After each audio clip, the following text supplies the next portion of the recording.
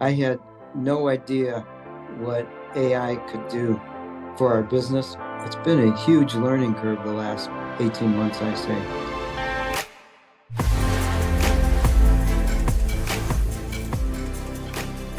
Welcome back to another episode of the Teammate AI podcast. I'm here today with Andy Siegel and Robin Imbrugno.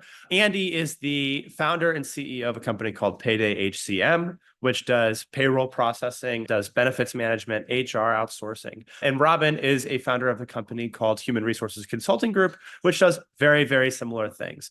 Together, the three of us are building a company called Bear AI, where we are automating and adding AI into the payroll and benefits management space. Our three companies have been working on this company for the last couple of years, and now we are getting ready to launch. So enjoy the discussion. Everybody's having a good day? I'm excited to be here. All right. I am too. Yeah. It's really fun for me. Yep. I think we're going to have a great time. Yeah. How did you two meet? So it was a long time ago. Probably in 2003, because that's when I met Rhonda. And we met through a platform that we were on together, another platform, payroll platform, right? That's when I met Yeah. you. Yeah. Did you come to our first Sherminar? No. That was after, okay. Yeah, I didn't come to the first one.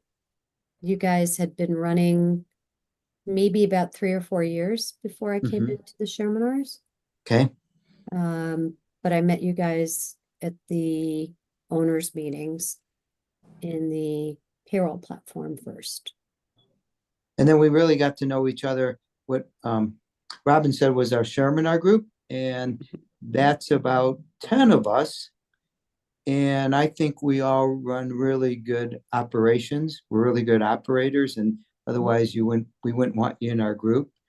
And it's a time where we can share ideas, best practices.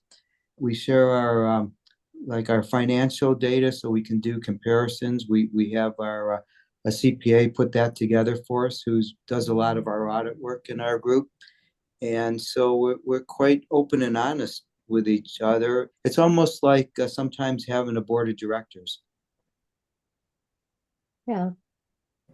So many of us are on the same technology platform. Well, now we're all in the same technology platform. There was a while where we were on the same platform, and then some of us went to different sort of B plans, but now the group is on the same technology. Many of us use the same bank. But we work through issues together. We discuss challenges and opportunities, and a lot of our managers and leaders within our organizations work together as well, again, on opportunities and solutions. We have someone that actually facilitates trainings for them on how to be both stronger leaders and how to sort of create best practices within their respective departments and organizations, if you will, that they lead for us. And so we're sort of going backwards in time to where we were when we started, and helping them become the future us, to make our organizations stronger. Yeah. So you meet each other through a payroll platform, not like the, like modern day, it's like I met through a dating app. You guys met through a payroll platform. Yeah, my husband wouldn't be impressed if I met him that way. Yeah. Yeah. No. Love finds a way. Yeah. And then you do the Sherminar. And what I think one of the things that is interesting to me about Sherminar, and I kind of have this theory that there are all these businesses out there that are in the same industry. You have the same problems. Everybody knows that these problems exist, but nobody's quite figured out how to solve them yet. And none of you compete. And so you're really able to just like sit down, collaborate. You can solve problems faster. You can solve them better because everybody's going through kind of like the same period at the same time. Mhm. Right. And I think the thing that is so interesting about your seminar is that like you don't really compete, even though you're in similar industries. Right. And so you're able to move faster. I mean, this is my experience on the outside looking in. Is that your experience on the inside? And what, like, what's that doing? What's that done? Like what's the difference between having the seminar, having your group of companies that are continually sort of like everything's on the table Yeah. and where you are now Uh-huh. or So a versus lot where of you it, would be. yeah, is like, we share our thoughts on marketing. We're using outsourced resources. Um, we even could share, similarities in our contracts that we sign with our clients, and we can collaborate on that, so best practices and things like that. Um, like most groups, we have our software provider, and we get together and what are our common issues, and we present that, and so we all share the same common problems, and reporting and things that we need and things like that, It makes and us all stronger, yeah, yeah, right?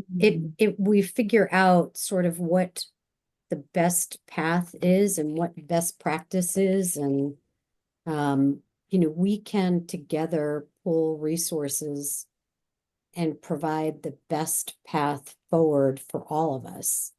And I think that's why we do it, because Andy knows probably more in one area than I will. And maybe I know something more about another area than Andy might.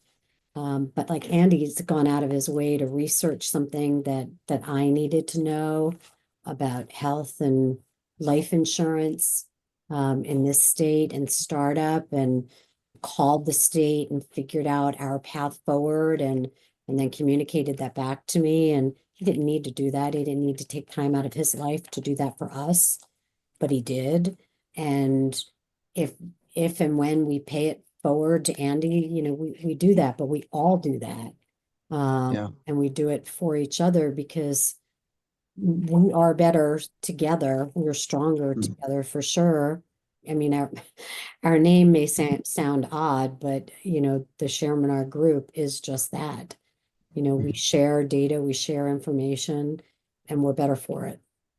yeah. Yeah, And I I think that don't. to add to that, it's just like how the three of us are together. Robin has strengths, you have strengths, Evan, in your expertise and what I bring to the table.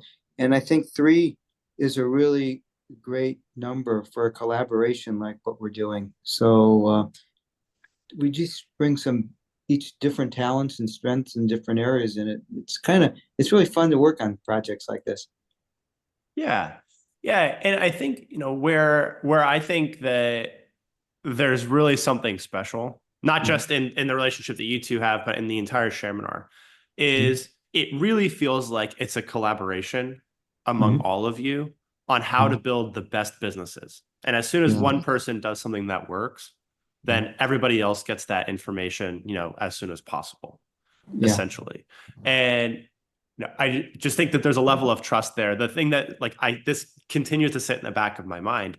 But I was talking to somebody, I don't even know if it was somebody in the seminar, but they said, yeah, we actually just like put all of our data up on a screen and then we all go in and like basically correct it and say like what's working, what's not working. This is an issue. We've got to solve this. And here's exactly how you solve it. Yeah. I don't know of a lot of companies that are doing that. And I don't know of a lot of egos that can handle it. Uh-huh. Yeah. I just think it's really great. You So yeah, no, know, Robin. I was just going to add that I don't think all of us, but I think many of us are also part separately of organizations, either like I'm a part of Vistage, and Andy, you're a part of Strategic Coach. Right. Uh-huh. And so, and others I think are part of, whether it's YPO, I think several people are part of YPO. Mhm. So, we've all grown up in sort of that kind of environment of educating and being educated, as adult leaders. So, we're used to that kind of environment. And, while I may have tried to encourage Andy coming over to Vistage, and he may have encouraged me to try to go over as strategic coach, I think we've all sort of found what was the right niche for each one of us. But it's that sort of core, I think, that encouraged this kind of continuous learning environment for all of us. So I think it's great. Yeah. So let's talk about AI a little bit. So Andy, what I'm interested in is your experience, because I think what was interesting is you approached me. Mhm. I don't believe that you had read the book yet. Right. You just said, I heard you do AI and I'd like to talk. Uh-huh. What was happening right before that like sparked that action? Or like, what was the pain that you were in that like sparked that action? Yeah. So it was a strategic coach, and you were in that session, and Yeah. I think it's Dan or whatever asked the question, what could be disruptors in your industry, and what keeps you up at night? And so I thought AI. I don't really understand AI, but don't know how it can help, or most likely how it can disrupt my business, and how do I keep up with that? And someone in my little breakout group pointed to you, and I went over and I said, "Hey, I need to talk to you." And we had a short conversation, and you said you should read my book, and then we could talk. And so about a couple minutes later, I'm on Amazon. I got the book like a day or two, and we had a call like 3 days later. So I'm in at a resort hotel with Robin was there. We were at TPG, was it, meeting? Mm. And so I just finished the book, and then we got on the call, and you said, the way we usually get started is that you identify like 6 maybe areas that you think AI can help you. And we go through that, and then, you trade off what it costs to develop an AI tool versus how much you're going to pay someone to do that process for some length of time. And I said, well, how much does that cost? And you said $7,500. And I said, well, that seems pretty fair to myself. And the way I came up with that is that my analogy was in Las Vegas, there's not a game I don't know how to play in Las Vegas. I don't gamble very much, but I know how to play every game in Las Vegas.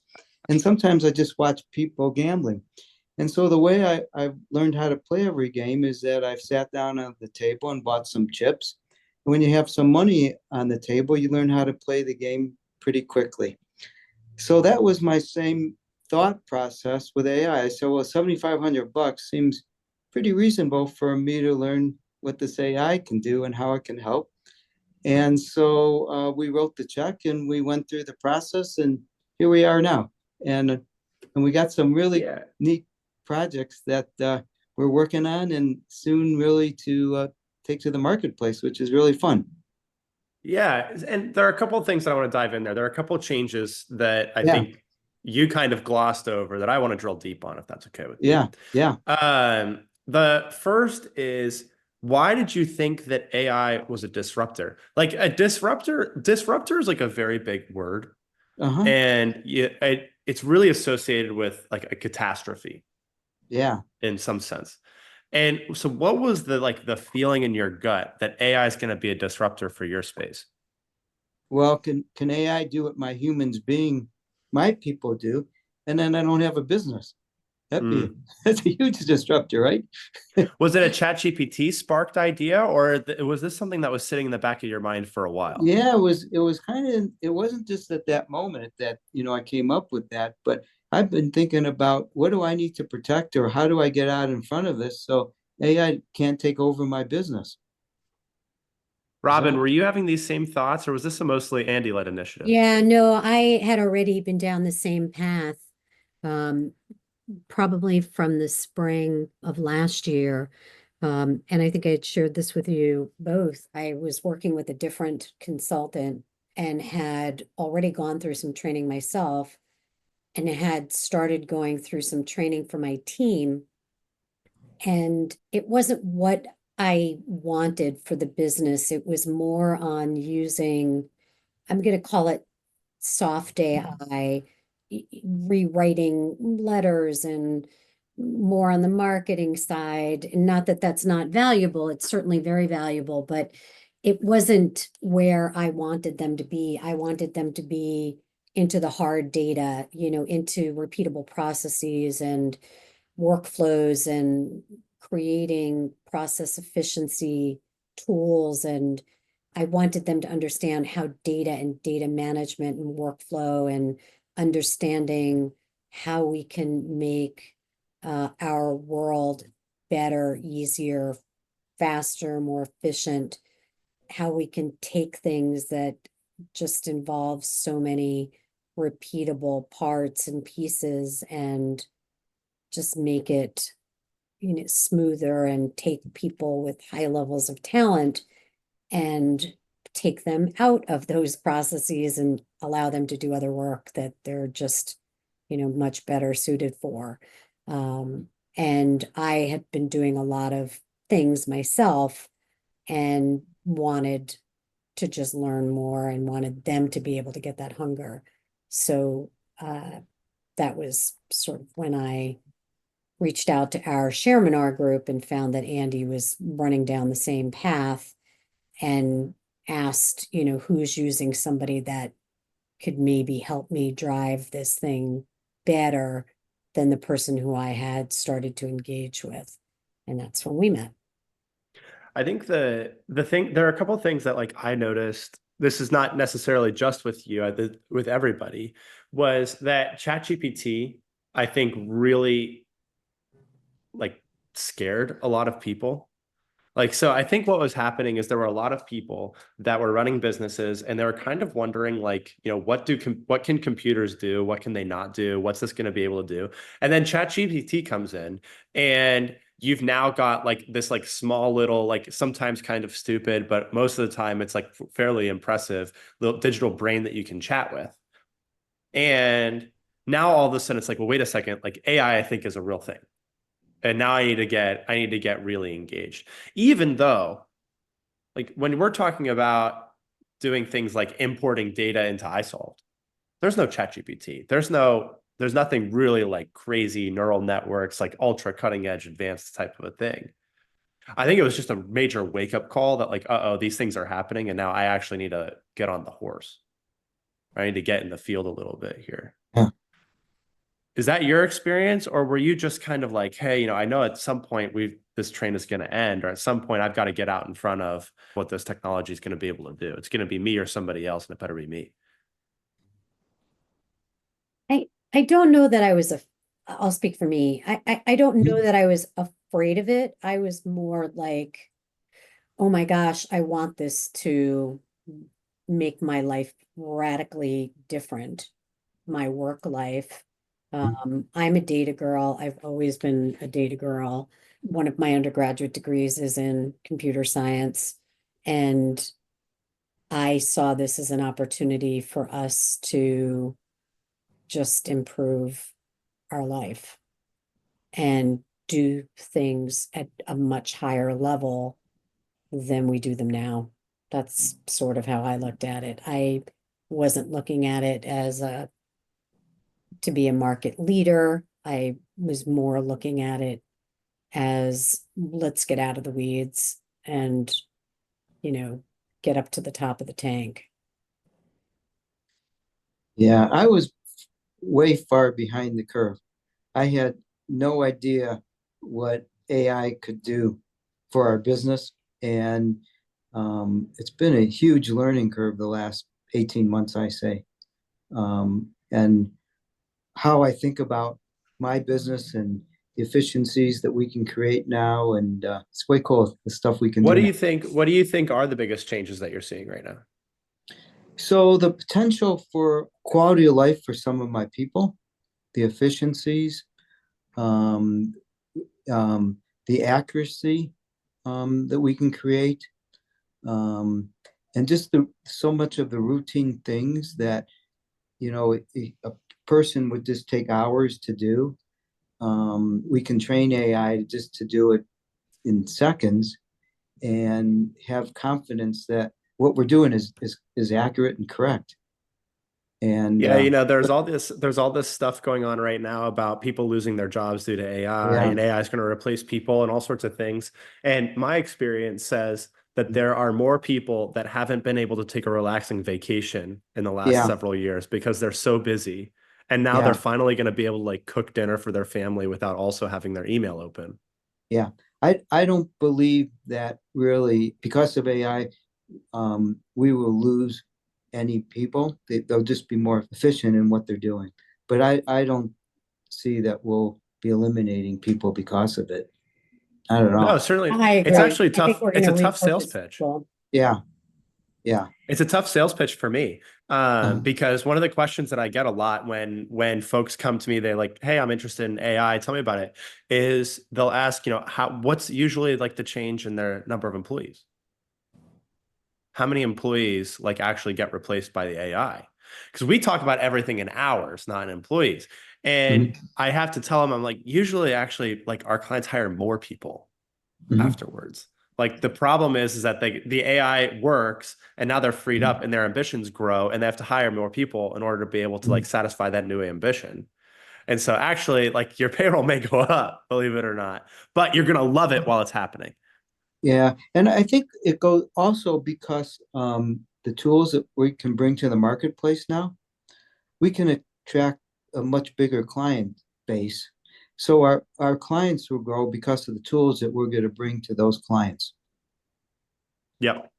Yep. And the client satisfaction goes up and the employee Yeah, satisfaction goes up all at the same yeah, time. yep, exactly. Uh-huh, So let's talk about Bear, our uh-huh. collaboration, Yeah, bringing AI to the payroll benefits management space. This is really like a lot of this is really your brainchild. We're bringing capabilities, but you're the ones who know what the problems are. Before a year ago, we didn't know what the problems were in the payroll right, industry, in the right, benefits management industry.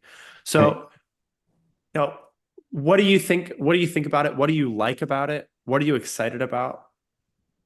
I'm excited about all of them, and more. Um, I am excited that we don't have to have people in the weeds on reconciling, benefit invoices. And we have people that spend days of the month, days on end of the month, um, doing just that. And have talented people that could be doing so much more with their days and nights and candidly, um, I can't wait till they're learning, new things with their newly found skills and talents. Um, but that's probably one of the most exciting places Yeah, from my perspective. Um, but equally as exciting are the implementation tools, to get people who have to do things again just so manually right now on the implementation front that can both process improve because of the data accuracy as well as just improve the time throughput mhm, so that they can be doing higher level things and then help us be more proactive from a client service standpoint, with the email sentiment tool, and that's just the beginning, I think, of what we have to put out for both ourselves as well as, other people, both in our industry and around. I think there's a lot of opportunities, and Andy and I have a ton of ideas that we can't wait to see come into play. yeah. This to add on to that, like the benefit reconciliation piece, like I have a senior person with me, maybe about 15, 16 years now, who one of their responsibilities is overseeing that the benefit reconciliation from the invoice to the deduction register. So an example would be like 100-man group may take her 2 hours to do that bill reconciliation. Now it's done in a matter of a couple minutes. And when we first went through the first turn at that, I never knew this, but she said, I'd rather clean toilets than do these reconciliations. Me too. So, yeah. So yeah, it's a life changer. Yeah. So I want to dive into the benefits reconciliation. Personally, that's the one that I'm the most excited about. Uh-huh. Do you mind walking through the process of benefits reconciliation before AI? And then, so can you like frame the problem essentially? How painful is this task? What are people doing? How long does it take? What really goes into it? And then, do you mind also talking about what it's like now that you have the AI? Oh, how fast is it? What's the difference? What's your new workflow? So, pre-bear, I would say the process was we have several people who have the responsibility of taking health insurance invoices for our clients. Every month, they would take an invoice, whether it was for medical or life ADD or short-term, long-term, whatever the plan was. They would run a report out of our technology where people are paid. They would compare that report line item by line item to the health insurance invoice. By hand. Line item. I'm sorry, By And hand. yeah, by hand. So if it was in health insurance as an example, they would be comparing, employee only medical to employee only medical. They would be comparing both the medical level of coverage to the dollar amount, looking for deviations. And then if there are deviations, they would be identifying what the deviation was. So they're looking both at coverage level as well as dollar value level deviations. And then they would have to go back and research, where the deviation is so that they're taking the amount both of the employer plus employee and comparing that to the total bill amount so that we know why there was a deviation, where, go back, find out where it is, et cetera. And we do that for every line of coverage for every client that we're managing benefits for. And it's incredibly tedious. As Andy said, I would be right there with him. I would rather be cleaning toilets myself. So there's just, it's a huge value add for the clients, but there's like zero satisfaction other than saying, wow, the bill matches. Now, in today's world, they upload an invoice, and that can be in any format. It does not have to be in a CSV or an Excel. It can be in a PDF as well, which is beautiful because we have zero control over what format we get from either the client or the insurance company. And we upload our report from the payroll system, and the two are compared by the technology in breakneck speed. And it identifies for us the differences, both in coverage level as well as in dollars. So what we're just tracking down are the differences for the prior month in either coverage or dollar value. We're not going line item by line item. We're not taking 100 lines, 200 lines, 300 lines, however many pages the invoice is. We're just looking at deviations, and that's it. So yeah. And so what's the difference in the amount of time that your team spends? depending on the invoice, you could be hours to days, depending on the size of the invoice. You get a 2,000 person group, you're talking days. You have a 50-person invoice, it's a couple hours. So in addition to that, there's liability that goes with this, and these happen every day. So what happens is you terminate an employee, but the insurance company doesn't know that employee has been terminated, and you've been paying for that employee for a year, and the insurance company might only give you credit for a month or two because you forgot to terminate. So you've paid employees benefit for a year. So the other bigger part is that you're making a payroll deduction for an employee, but the insurance company doesn't know that that employee's been enrolled, or maybe forgot to enroll them, whatever happened. And then it's a Saturday night and you get a call from the employee and that they're at the emergency room with their kid, and they can't find coverage for this person. And that's because they haven't been enrolled. And so that's another huge liability.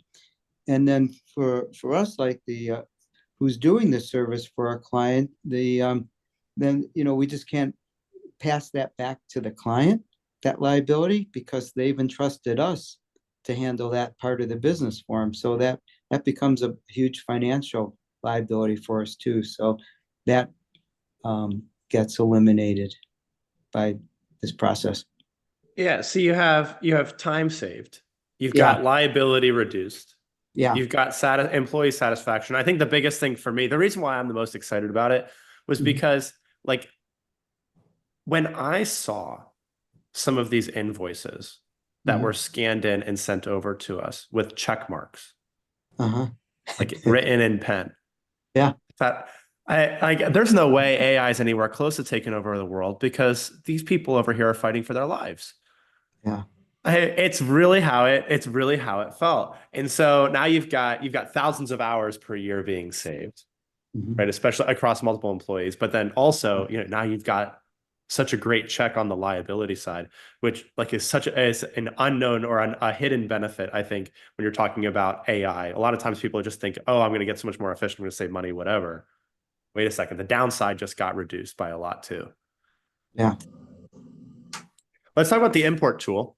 Another tool that I'm really, really, really excited about. I think that it's just going to save people so much hassle. So again, can you frame kind of like the problem? What was the workflow before the import tool? Sure. And now what is it? So we had a situation where we had to load into our system for new client implementation, probably, I think it was 80 units. So 80 new clients, 80 logos, and get them balanced and into our system, which was a lot of work to put through our implementation team at one time. So we turned to you and said, hey, we need to get this done. We need to get it done pretty quickly. And what was most important to us was the tax balancing piece, because it's the most important. We talk about liability. We needed to make sure the tax liabilities were balanced. So this particular tool allows us to both import tax liabilities by employee, as well as balance those liabilities on a pay period by pay period and a quarter to quarter basis. So again, another home run, something that depending on the client side could take hours, days. So you could, some of it's faster depending on, setting it up, but you going back and balancing it, finding an error if there's an error. But now it can be scanned, it could be imported in breakneck speed, and there's a tool to just balance it separately. So we have some other things that we can do in addition to that. We have a couple of different companies that we can do this with, but our goal is to set up as many companies to use for importing as we can, and to be able to transition clients from as many different payroll platforms as we can. So we're excited and believe this will allow us, again, process improvement, quality improvement, all of those things. Yeah. So Andy, I don't know what you want to add. Yeah. No, I think you nailed it pretty good. Yeah. Yeah, every company, I think, has to move data from one format to another, which is really what we're doing. We're just moving it from one format to another, and we're like checking it to make sure that everything looks good. We're just doing it super fast. And I think that people are like kind of confused that like moving data from one form to another, from one system to another, one version of an Excel file to another version of Excel file, like they're confused, like life just has to be that way. And where I think this came in, which is just what's so exciting to me, was when you had 80 logos. Robin, how many employees is that? with if each employee is a row in Excel file? It Like depends. thousands. It could be. In our case, this was a low count company.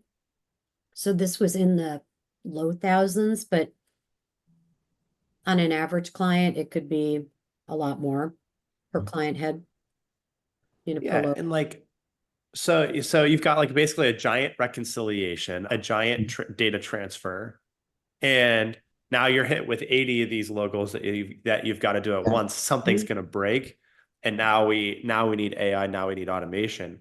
I think if I'm somebody else who's like kind of listening, or if I'm just like even thinking about it for myself, it's like if we had 80 clients come in, like what systems break, and then where Yeah. can the technology help? I think this is just a great use for like the payroll industry in Yeah. particular. So generally, we know when we convert a client, it probably takes someone between a half hour to 2 hours to move each employee into the new system. And so we're pretty confident that it probably cuts the time in half. Yeah. Yeah, I would say so. Just, I mean, from my testing anyway. Yeah. Yeah. I don't take it the whole way, but yeah, from my testing.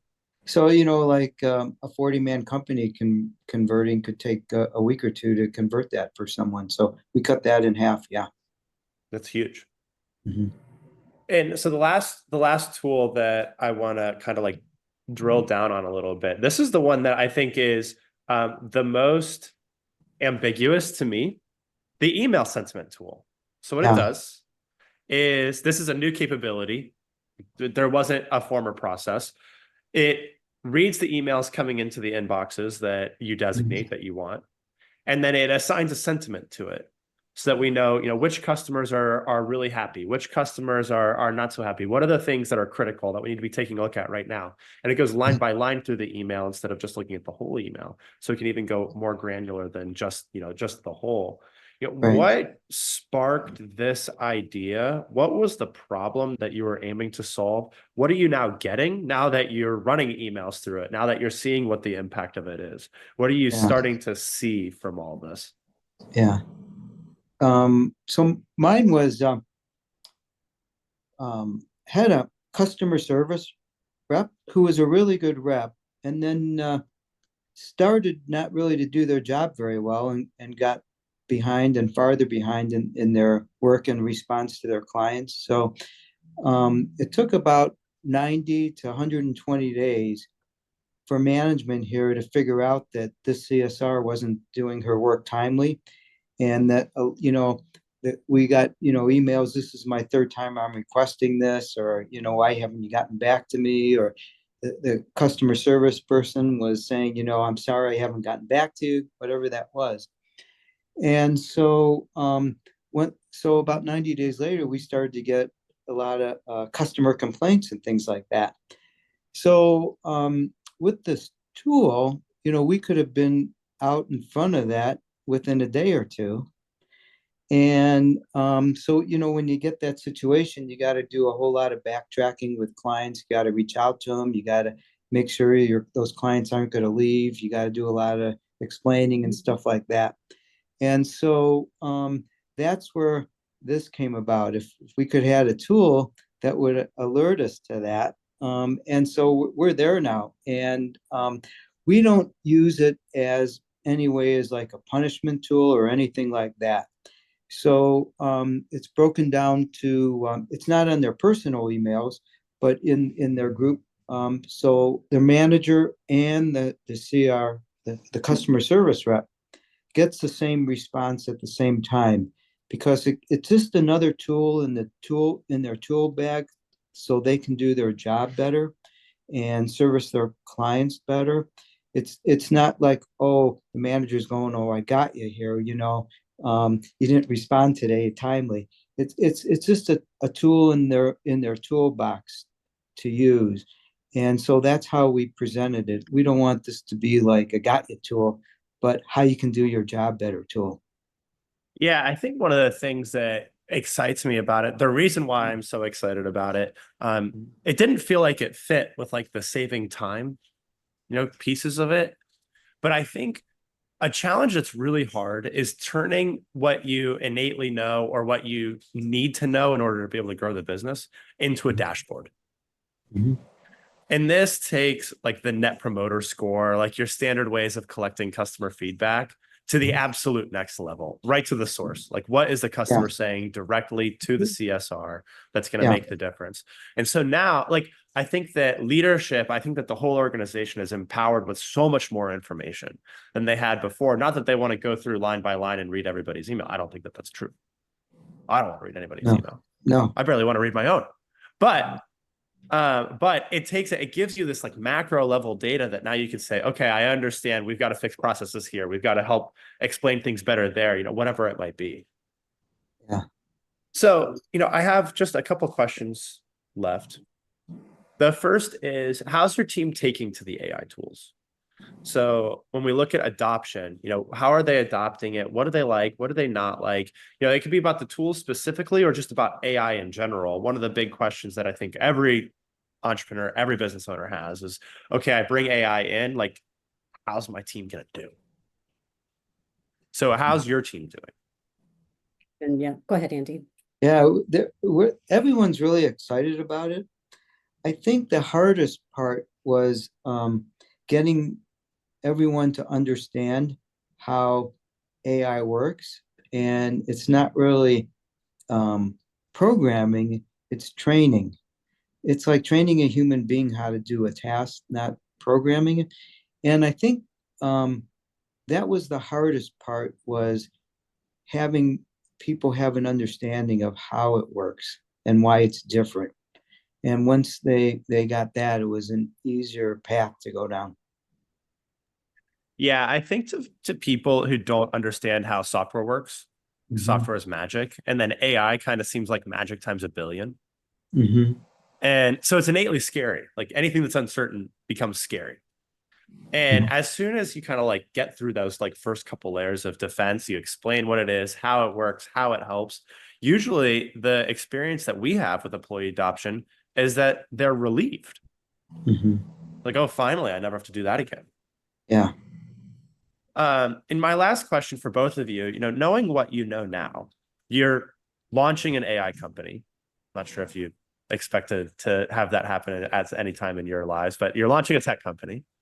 If you had to go back and do it all over again, what would you do differently? I don't know that there's anything I would do differently. I'm not big on the R word, on the regret word. I think that, we saw an opportunity to do things better and more efficiently. I think we have a good understanding of what we can continue to do. I'd love to see us be able to do more quickly. Andy and I both tend to be big on ideas. And that's why we're working with you, because you also seem to be able to attack quickly. So I think all of that's good. I don't know that there's anything that I would do differently. I'm excited that my team's excited. I say, bring it on. Let's just keep Yeah. moving forward. Yeah. For me, maybe just a little bit on the timeline. I think Rob and I, thought the next day we'd be up and running with these tools, but there's a lot of testing that goes back and forth and trial and error and things like that. So I think knowing that timeline a little better, that would be the only maybe thing for me. What does this realistically take to it's fully up and functioning? That would be understanding that expectation. Yeah. Well, thanks very much for coming on. I had a great time. Yeah, thank you. I hope that you've had fun too. Yes. Thank you. Very good. Robin, was it it was okay? great. It was great.